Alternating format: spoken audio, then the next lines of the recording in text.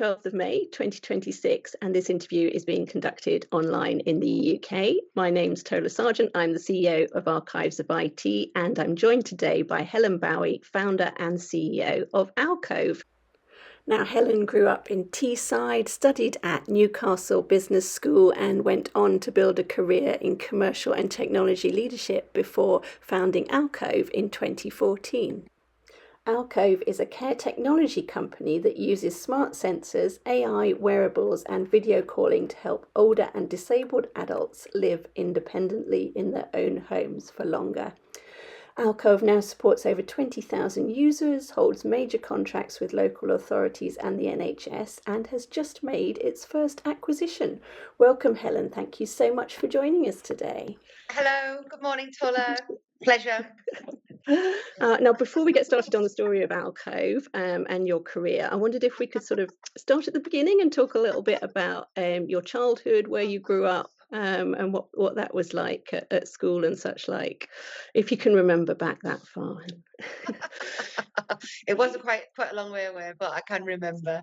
I grew up in a place called Billingham, which is in Teesside, and is about as northern and working class as it gets. And the school that I went to was about as northern and working class as you could get also, where weirdly it was kind of like it was a race at the school to see who could do the worst, right? So if you were clever, you got called swotty.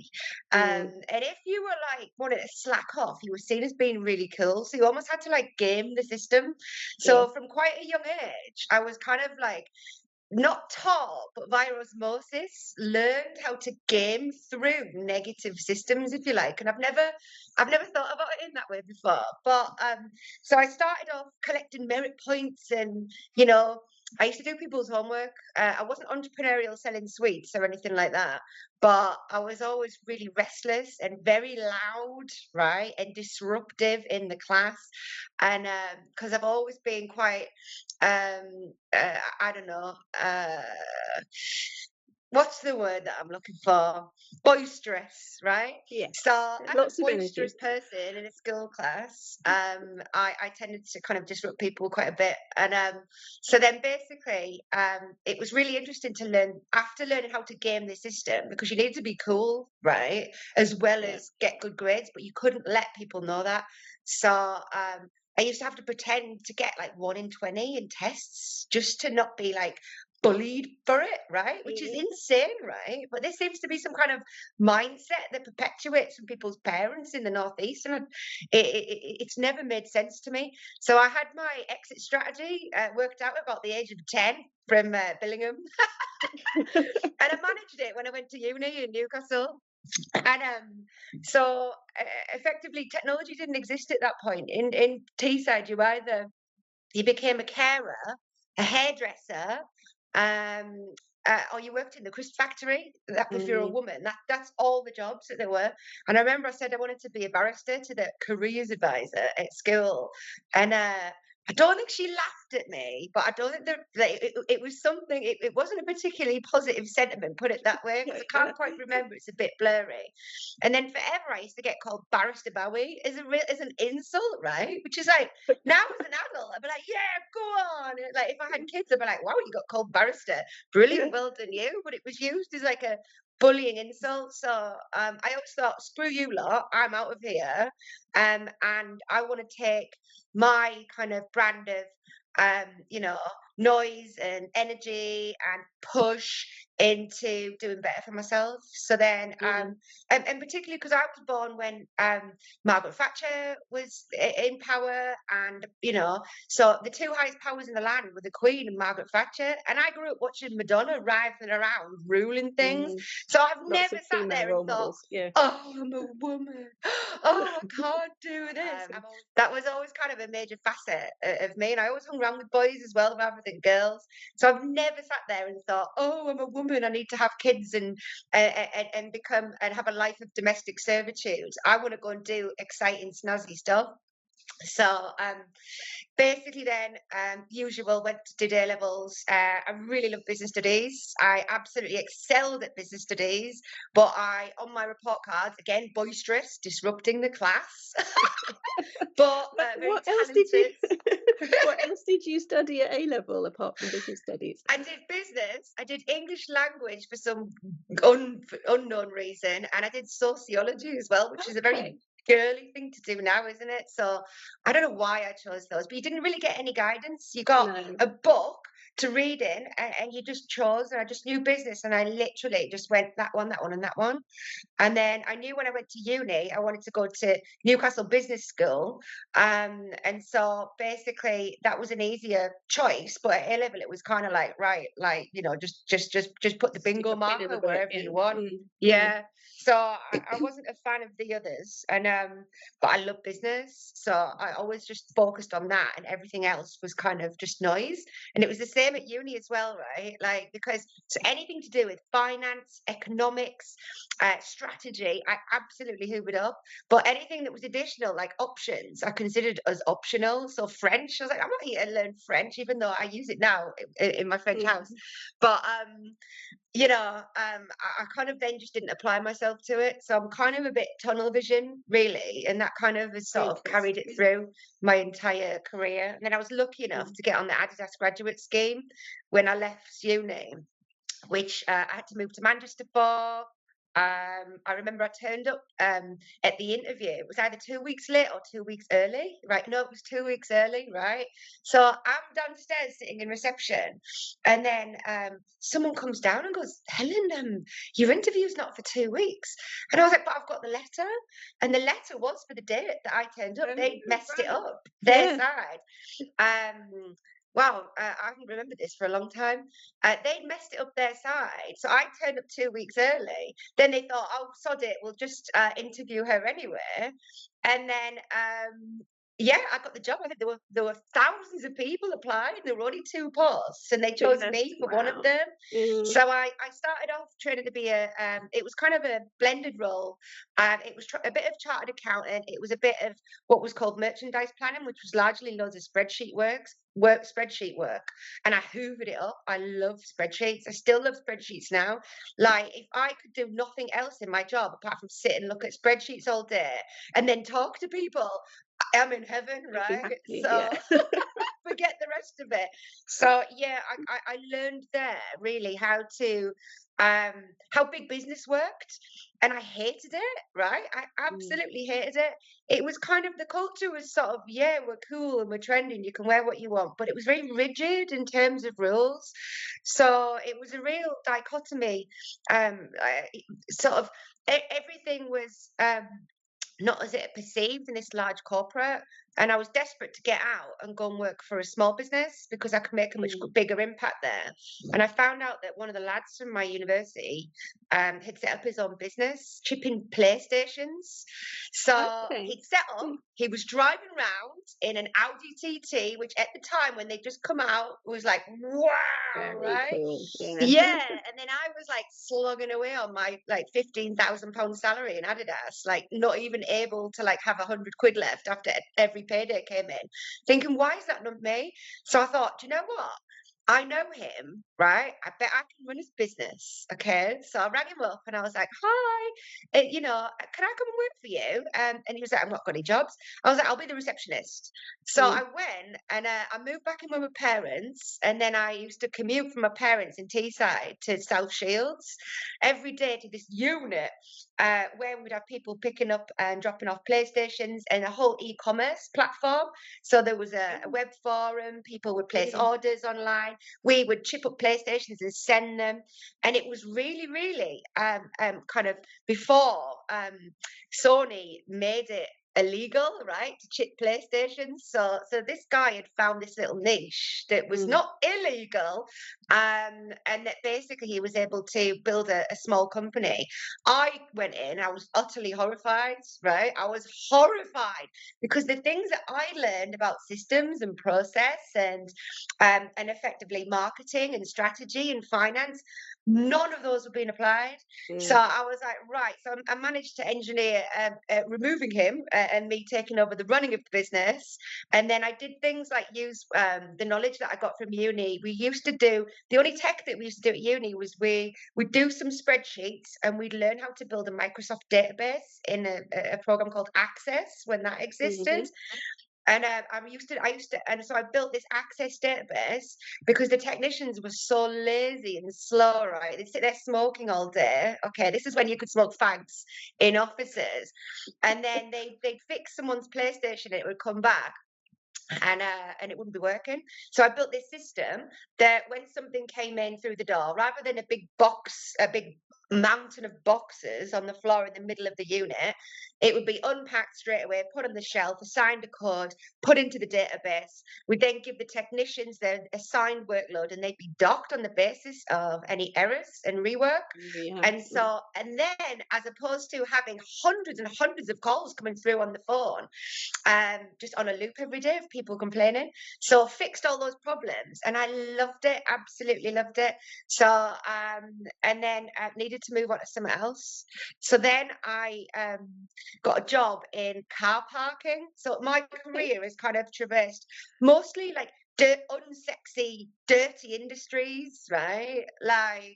And so one day I hope to work in something that's quite glamorous, maybe with it, I worked in car parking at the time where they didn't even have indoor loos. You had to go to the boozer next door in any of my car parking offices to go to the loo. So I started running car parks and I joined a company called Central Parking System that was an American-owned business, and that the UK subsidiary was acquired by a European parking business called Alcove. And I started with one car park, and then I thought I need more car parks. So I used to ask internally, ask my boss, because he used to do bidding, and I'd be like, "What's this bidding? How do you get another one? How do you win another car park?" Because I wanted more money. And he went, "Oh, I'll show you what I'm doing." So he sent me these huge workbooks, these huge Excel workbooks, and equally show me some of the proposals. Basically, and I'd hoover them up. I'd sit till 3 a.m. working through these Excel models. And trying to work out how these documents sat together. And then, so my first car park was in Newcastle. And car parking is largely about managing the asset. So you need to maximize the income, you can produce marketing strategies, you need to ensure that your staff are properly optimized, that you haven't got full staff on when you've only got 25% optimization in the car park. So you can really, really kind of cut your teeth on thinking about how optimization works and the application of a little bit of process. So the systems weren't evolved enough then. So you used to have the lads writing down every hour how many cars were on the count in the car park, right? Then I would do something funky in Excel to turn it into a predictive model. So this is crazy. I've not thought of any of this for decades. You were ahead of the time by the sounds of it, Helen. Yeah. This is mad. Yeah. And I was literally just sitting in these grimy car park offices with these proper, blokes like Bob and Dave who'd be out on car park, and then they'd come in for their cup of tea, and we'd had KPIs because I worked for an American business. I understood at the end of my tenure with it, God, just how powerful the formula was inside American businesses to optimize the commercial elements of a business. So we were always driven by our KPIs. We were always driven by our bottom line. And we always had to grow year on year because each of the car parks rolled up into this large enterprise and nobody likes surprises. So I then won another one in Sunderland, which was another contract, but 2 car parks. And basically, I did it myself. I opened the door. I priced and structured the deal. I was persistent and tenacious to win this deal with Land Securities, which was a large shopping centre operator, and I did it all on my own. And I got a bonus from the company, which I was really happy with. And then I got promoted into being general manager. So I was given something like another 10 car parks. I had everything car parking wise north of Birmingham, including Birmingham. So then I had my teeth to cut on 12, and then grew it to 13, 14 car parks, which was fascinating because I then had a portfolio to manage.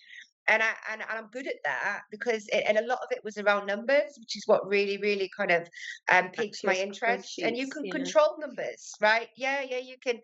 To me, they make sense, whereas people often are difficult to interpret. But if I can focus more on the non-people aspects, then I can really start to make sense of that foundation layer and build the other things on top of it.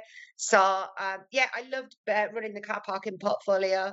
I remember I was the youngest by far. I think I was about 24, 25, and they were, and the other GMs were all in their 50s, late 50s. So Mm. the guy that owned the business in America, a guy called Jim from Nashville, Tennessee, used to fly over, and we had these big P&L reviews every month where he would absolutely hammer into me. He totally lay into me, but he laid into everybody. And what a training program that was, right? Because grown men would be sitting outside, terrified and shaking about Jim Bond coming in to do his P&L review in the forecast. And if you weren't all over your numbers, you'd be absolutely annihilated. And it was the best training program ever because they were brutal. And he didn't give me any dispensation because I was a bird, or B, in my early 20s. It was like, he just saw business people as business people. So that was fascinating to do that. And you learned then how important it was to be on your forecast, So always understand and predict what your revenue streams are going to look like, and your success is built upon how close you can get to your forecast. So that was something as a principle that I still drive through now. Now it's kind of, someone asked me the other day, what do you do? I was like, well, I'm just a P&L manager, really. Like I build At a the end of the forecast day, for myself, and then I manage my P&L to that forecast in a ruthless way that Jim Bond would have done. What an opportunity. And I don't think he liked me. I think I remember he said, Helen, there's a book you should read. It's called How to Win Friends and Influence People. Oh, maybe he was trying to help you and push you forward. It was brilliant. No, Yeah. I loved it. I'm like, I like being prodded and pushed, and I think that's one of the problems with modern day. People just fold, right? Like, I've never looked to go, like, if you come and throw something at me, I'll throw it back harder. But and I think that experience in that American business was really kind of resilience building, and you had to be the type of person that would take it, chew it up, and spit it back, or disappear. So it was a really kind of like army initiation process, like in the Marines, basically. But then it was so interesting to see that any other large business that I worked at, their application, if they were successful, so for example, Capita that I worked at was very similar to the US mindset that I'd encountered at Central Parking System. So after I left CPS, I then got into civil highways engineering. Don't know how. They gave me a job at the age of 26. I had Christina Aguilera hair, right? And yeah, I was managing 150 civil highways engineers in Hertfordshire. And they brought me into basically the civil highways engineering firm that I work for. I spotted the advert in the Sunday Times paper at the back of the paper, applied for it, and I got the job over all these super qualified individuals. And I didn't know anything about engineering, right? It's got its own language. It is a complete, the way the language works is like social care. It's meant to keep the outsiders out, right? Yeah, right. And if you don't know the lingo lango, you will fold and you will fail. So anyway, they gave me this job as a divisional director. I think I was 26, 27. And was it 150 civil highways engineers underneath me whose kids were all at Cambridge. Then you've got me with this voice and my Christina Aguilera hair, right? Which was horrific to some of them. And so I was brought in to renew this. It was a large term consultancy contract that had been operating for many years, delivering the highways consultancy services to Hertfordshire County Council. And it was a triumvirate between Amy Lafarge that did the road digging. We would do the strategic highways design, and the council would all be in the same building. So it was a really interesting arena to operate in. And then they gave me the job to making sure the contract got re-won by some brilliant, by some real people management, right? Like, everybody had ignored the client. You're like, the clients are just downstairs. Just have a chat to them. They're humans. They were chairing the contract meetings, and I was like, what? A client is chairing a contract meeting, and we are the people that hold the contracts. No, I will chair the meeting. So then we won. I think it was a 15 million a year deal for another 3 years, so 45 million. And then I said to the MD, I was like, I'm bored now. You need to give me something else to do because I want to go. And he went, "Oh, we've just bought a parking company." And then I got back into parking from that point. Okay, Right, I've yeah. talked about myself loads, Tolla. You probably want me to move on. No, that is really interesting, Helen. I can really see how you've gained the skills that have helped you as an entrepreneur sort of over that period, which is fascinating. Um, what what led you to think about Alcove then? Where does that idea come from? So, And the yeah, tech side of it as well, because that's not something you've, apart from your spreadsheets, you haven't really got a technical background, and yet no. Alcove is very much a tech company in many respects. So yeah, talk us through that. Yeah, exactly.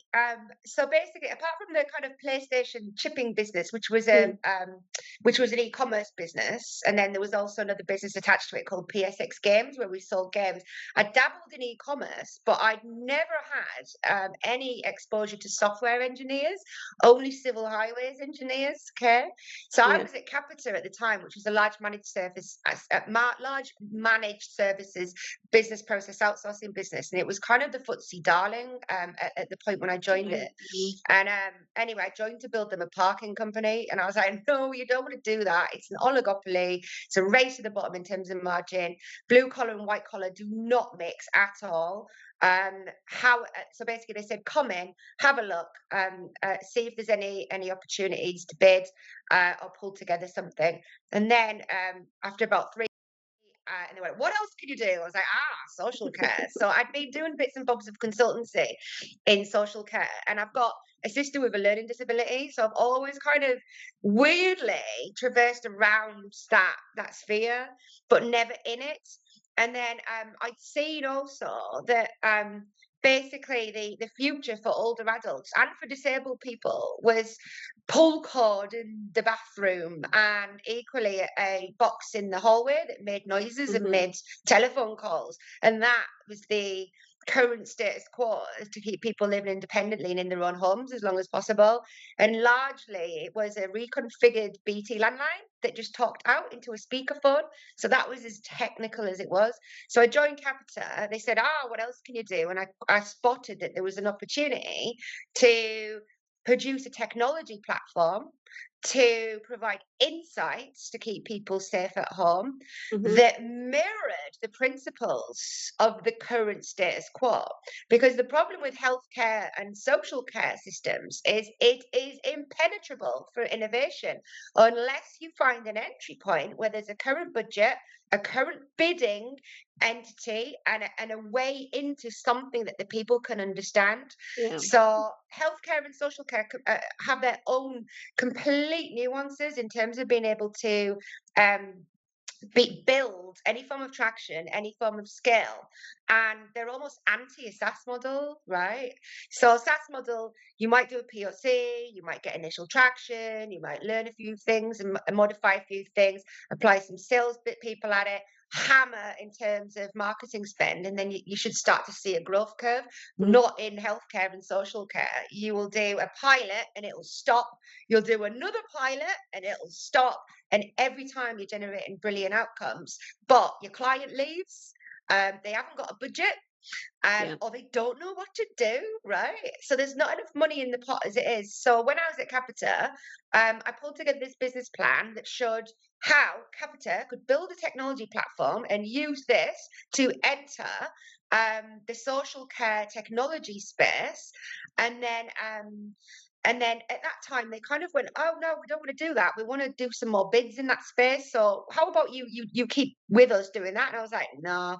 So then I thought, right, okay, Internet of Things that came about, and the reason why the Internet of Things kind of was on my radar was that Capita had acquired an Internet of Things business, because prior to that I'd never heard of it. And I remember I met this founder and I was like, "Ooh." So I looked at Birmingham City Council's telecare tender spec, and then thought about IoT, and I produced this vision brochure for West Sussex County Councils showing like grannies in Google glasses, right? Which still haven't, no one's managed to get the glasses market working yet, like, 12 years later.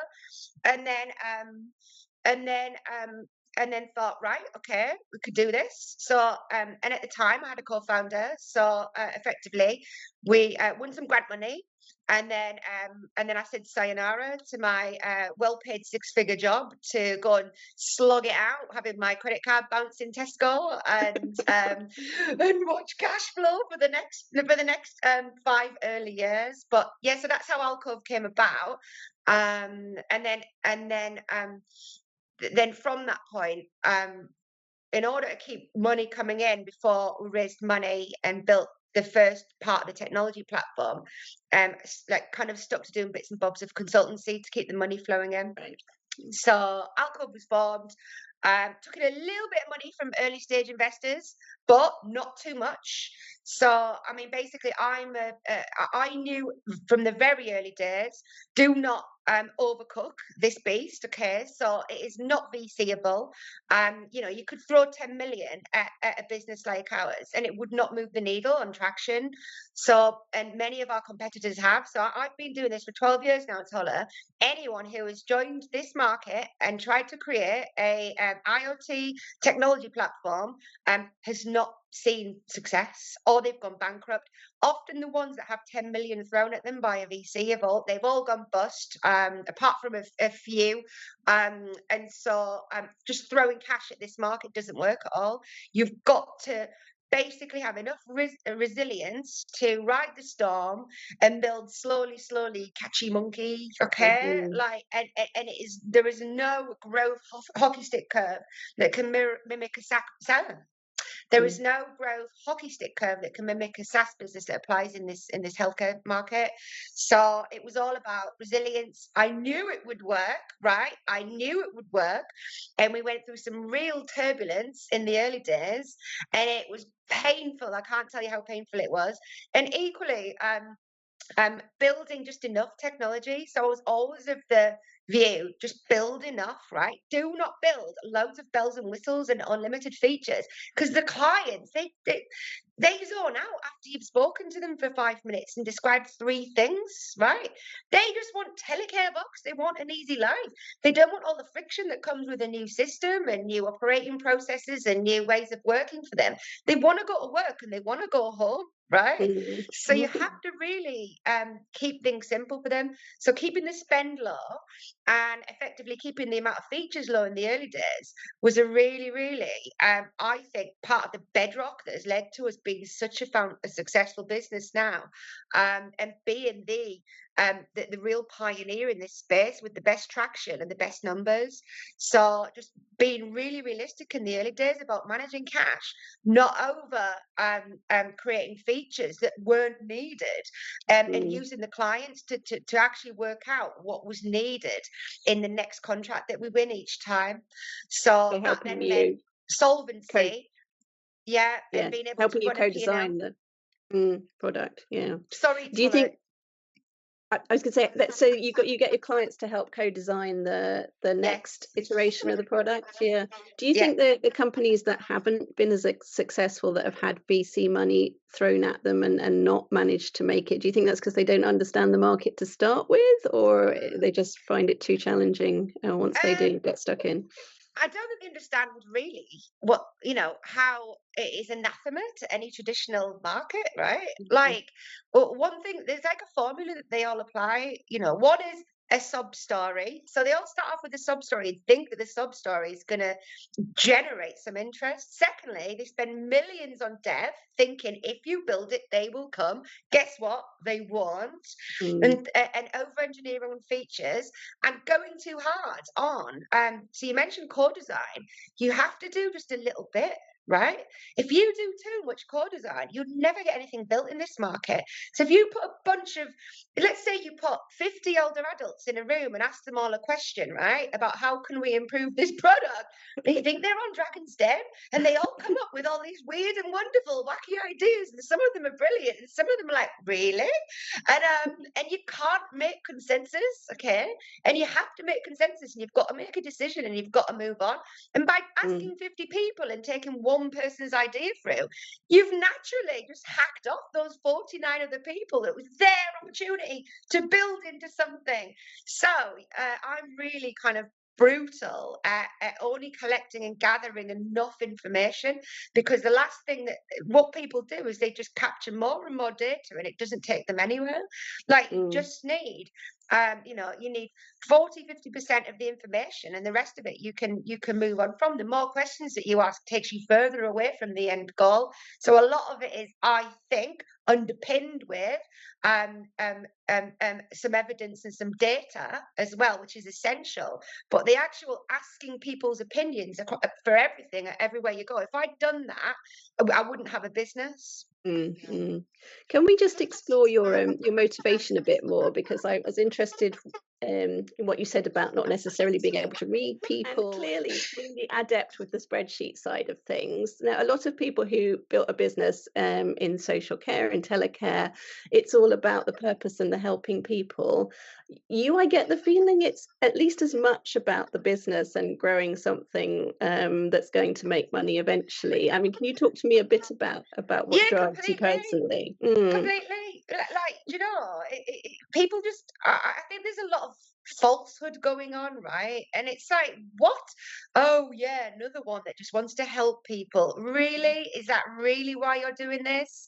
So, from the very beginning, there was this kind of principle called triple bottom line.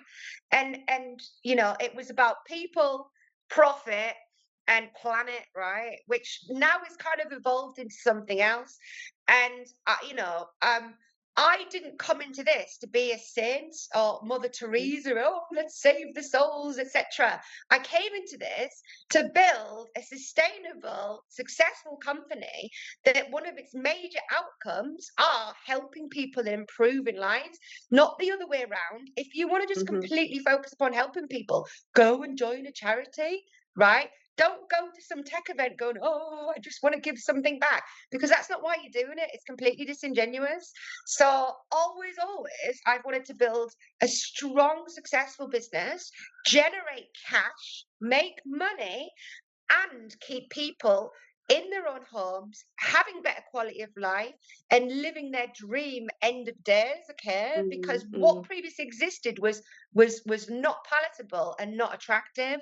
And I don't think that you can smash through the multiple layers of complexity and pushback if you are in there with a dream and an angle to do more of the kind of socially stuff, rather than focus upon the hard stuff. And I tell you what, the councils now, they must generate ROI. Okay, Yeah. so they're going to spend £1 million with us. They need to tell somebody internally the ROI. So what were the financial cashable benefits of this? It's not just about the soft outcomes that need to be met. There's a responsibility to the taxpayer that sits under what we do to be able to substantiate why the capital should be allocated into this field, as opposed to just absorbed in more dom care.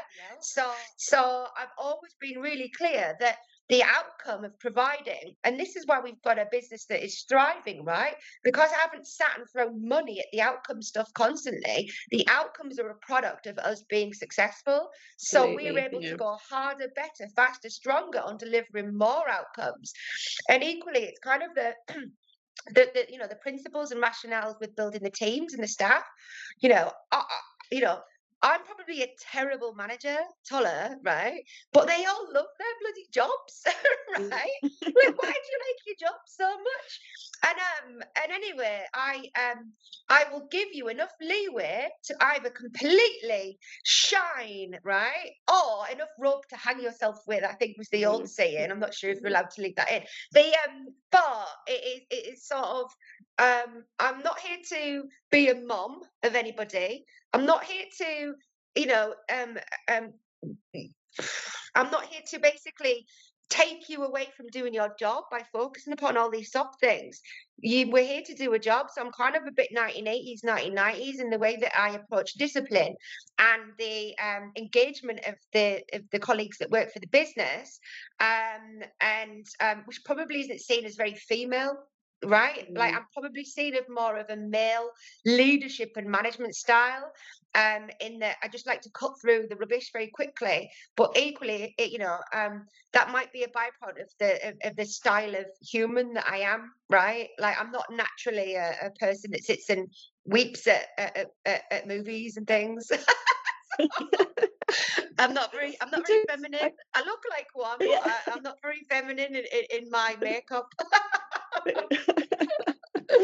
I mean, it's interesting because, as you say, if you weren't like that, if it wasn't all about building a sustainable, profitable business, you wouldn't be having the impact as a business that you are having on individuals. I mean, wondered if you could just maybe give us a couple of examples of ways in which, Alcove and the technology behind it has made a real genuine difference to individuals living longer at home or saving lives potentially. We have hundreds and hundreds and hundreds of case studies, dollars. So since 2020, we have won over £50 million worth of local government order book. Okay.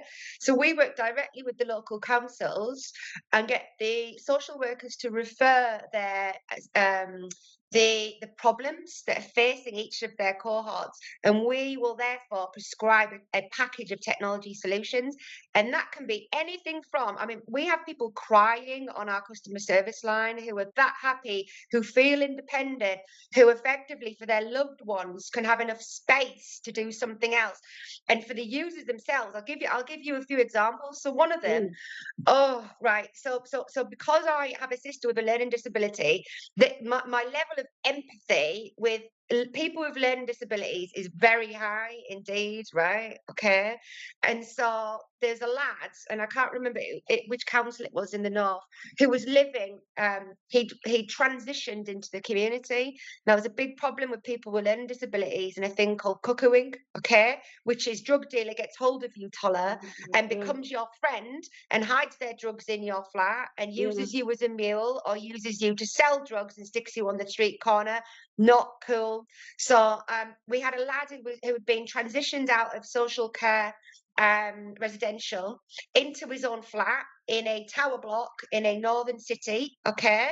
So part of the package of tech that we gave him was sensors, a video doorbell outside of his apartment linked to the cloud, so that therefore you can go and review, and various other pieces of tech.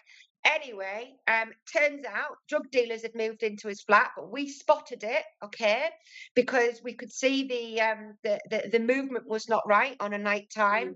And equally, so then when the video evidence was reviewed, you could see two clearly addicted to drugs individuals go into his flat when he was not in the flat as well, come out again, falling all over the place during the day. So anyway, our technology was able to be used for this guy to help stop him being taken over by drug dealers and allow him to allow the authority to move him to a place that had a little bit more oversight but still maintain his independence and stop something really horrible happening. So equally, we have a virtual care service. So the virtual care service makes video calls. So I have trained care workers, actual care workers sitting at home now, and they have one of our devices. So we've built a software platform that allows for secure lockdown video calls on a tablet, just a Samsung tablet. And effectively what happens is right now you might need 3 care visits a day, Toller, but the middle one might just be a med prompt or it might be a loneliness call. So we're able to use those videos, splice them into packages to fundamentally reduce the cost of a care package to the taxpayer. But one example of how you can be creative with this video care is it was one of our more recent large authorities. It was their first package. So it was a domestic violence case. So this, due to domestic violence and a couple, they were needing 2 carers to go round. And this package was 6,000 a week for these double-handed carers in case of violence from one of the individuals. And then we have put in a virtual care package, which means that therefore you can't punch me over the screen, can you? And you can't threaten me. So therefore we're able to remove the pressure on the workers as well as the user and stop in its tracks a domestic violence instance that was spiraling into something else. Loads of different use cases. A lad in another large county council who had multiple different disabilities, living alone, at risk of falls, basically allowing his mate around the corner to receive his falls alerts, okay, from his sensors and his wearables. And when you live around the corner from someone, you can be there in seconds, okay? You're not sending an ambulance and sitting in a queue for 8 hours. So effectively allowing this individual to remain in his own home by having and using that natural network on the corner to instantly know when something's happened. So therefore, again, saving money to the councils, having the individual feel a lot more safe and ability to lead an independent life, and effectively everybody wins. So, and there are innumerable cases of dementia and wandering where we've been able to help the police, innumerable cases in schemes where we've been able to work out what's happened in a scheme, to help the Crown Court, to help the loved ones, and innumerable cases where we've been able to prevent conditions from worsening. For example, UTIs, we can spot UTIs. Loneliness, we can pick up loneliness and isolation. Through our Call Connect 24/7 business, we are able to predict, using an algorithm, who is most at risk and needs from the council pushing onto a different pathway. So let's say that, Tola, you start contacting my Call Connect 24/7 at strange times. There's something strange in the words because we've got AI algorithms running through it. And effectively, there's a score put against you. Someone will then have a look at your case. So that's a new initiative that we're just pushing in at the moment. But the advent of AI, in terms of being able to use the data that we collect and provide genuine insight, is a total game changer. So I've made massive amounts of investment this year. I've just taken on a head of AI and automations, stolen from a large business, okay, and effectively, if you are not focused upon AI, automations, and efficiency, you don't have a role in this business, okay? So we have about 150 individuals now.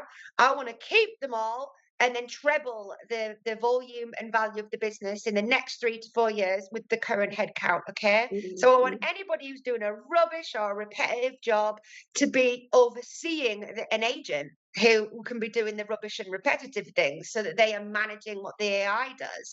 So we have, 150 incredible people that we have reduced down to who we have now through skills, personality, resilience, and I want to keep them all, and I want them all to be upskilled, pay them more money because the business will make more money the more successful it is. So it means I can pay them more money, and then effectively they're not doing boring things. So a big ambition for us is nobody should be doing boring, repetitive, laborious work in the next 12 to 18 months.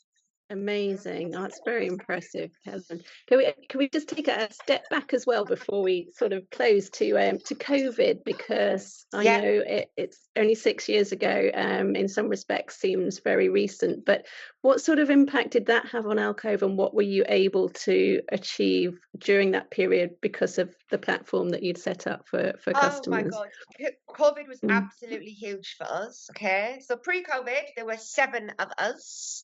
Pilot, proof of concept, because if you change the words right, it's not a pilot. So anyway, go forward a bit on the snakes and ladders, and then down the ladder, and then it was just constantly a chain of successful pilots that went nowhere because of the reasons that I stated earlier. Clients would leave, there'd be no natural charging route.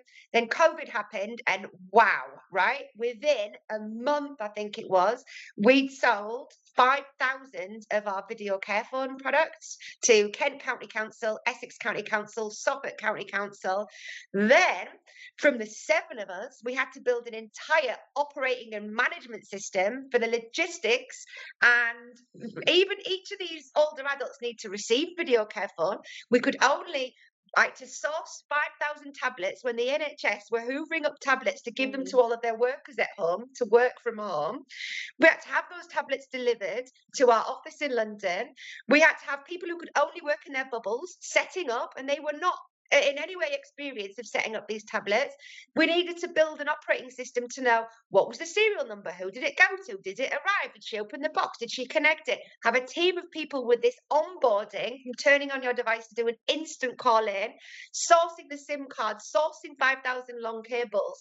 And we therefore were able to build the management system of management systems, okay? And so it was a completely fundamental game-changing moment for the business, where we went from 7 people to 150 now, from this kind of spearhead into providing people with a technical product that provided more innovation to these people than they had in 20 years. 20 years of button and box. So while people were trapped at home, they were able to one-touch video call their family and friends. And each device had an average of, I think it was 4 or 5 family and friends. So we'd have to ring up all the family and friends. So you get a phone call going, "Hi, Tola, it's Helen from Alcove. Your mum's been gifted a video care phone from Essex Council." You'd be like, "Who are you? This is a scam." And then, then so we had to work out how to penetrate through all of that noise and get those older adults with their loved ones being able to be onboarded and using the program. And it was massively successful. It was huge in terms of outcomes and loneliness and impact, and it led to the birth of the virtual care agency, because we then thought, well, hang on, if we're just going to provide the technology, let's provide the carers on top to provide some of the care packages through the technology as well. So then that led us into the fundamental change for the business, which was winning Suffolk County Council's £15 million large managed services contract. And since then, we've been successful in winning multiple of these large multi-million local government contracts, which means that we've got a significant amount of future order book. So the business is resilient until 2030. Wow, that's amazing. I think we should probably leave that side of things there. But I mean, we could talk for another hour very easily about all the amazing things you're doing.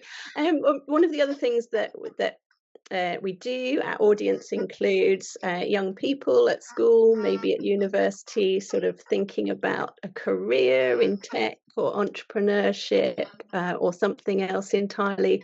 I wondered what advice you might give a young person in that situation, something maybe that you've been given as advice over the years, or something that you've learnt through your journey so far. Do not follow what your colleagues at school do, right? You are likely not to know these people in the next 20 years, and carve out your own path without being subject to peer pressure. There's an awful lot now of focus upon more social aspects of technology as well, the sexy parts, but there's real value to be had and real money to be made and great businesses to be made in unsexy businesses. Look for unsexy areas, because you can make a real impact there. And technology is not just about doing TikTok videos and making Instagram posts. That has its place, but there is a whole world of unsexy business for people to get their teeth into if they're unsure about technology but don't want to go down the "look at me" angle by being somebody who's famous on Insta. So yeah, I find that the unsexy stuff tends to get really overlooked, whereas to me it's fascinating. It's definitely the most interesting. And I've never wanted to go and work at L'Oreal. I'd rather work for Biffa Bins. Well, that's where you can make a real difference, isn't it? There's opportunities in that. Where there's muck, there's brass, is the old saying, isn't it? Spot on. That's it. That's exactly it. One last question, if I may, a bit more forward-looking. How do you see the future of tech over the next 5-10 years? What do you think, if you had a crystal ball, we would be seeing, maybe particularly in the healthcare and social care space? The robots. Yeah. The robots. So I genuinely think, Tola, by the time that we need it, there's a huge problem in the UK. I think it's something like 400,000 vacancies. It depends where you look, what figure you grab hold of, for social care workers. So by the time we need it, we are stuffed, my friends. Okay, there will not be enough young people putting their hands up because they want to work on Instagram and TikTok and join in the care industry, right? And equally, I have genuine belief that the curve that we're on at the moment will lead us to autonomous robots that can perform lifting and moving to rooms to reduce the burden on the humans so the humans can do the stuff that they are brilliant at, the soft stuff, kind of like what I'm trying to achieve with the business. So I'm fully invested, we're fully invested in AI, and the AI is the future for the health and social care space. 5-10 years, I fully expect autonomous robots to be performing a large function of what social care workers are performing at the moment, and removing any of the tedious and manual tasks that humans can be performing, can be using their time to perform better, higher value activities. So I genuinely believe that's going to happen. Maybe we might be the first company to deploy an autonomous robot in a care package. I'd like to do that. I will be watching closely, Helen, to see your first robots go into action. That's amazing. Thank you so much for taking the time to share your story with us today. Really appreciate it. And I found it really interesting and inspirational. So thank you so much for joining us today. No problem. Thank you so much for having me, Tola.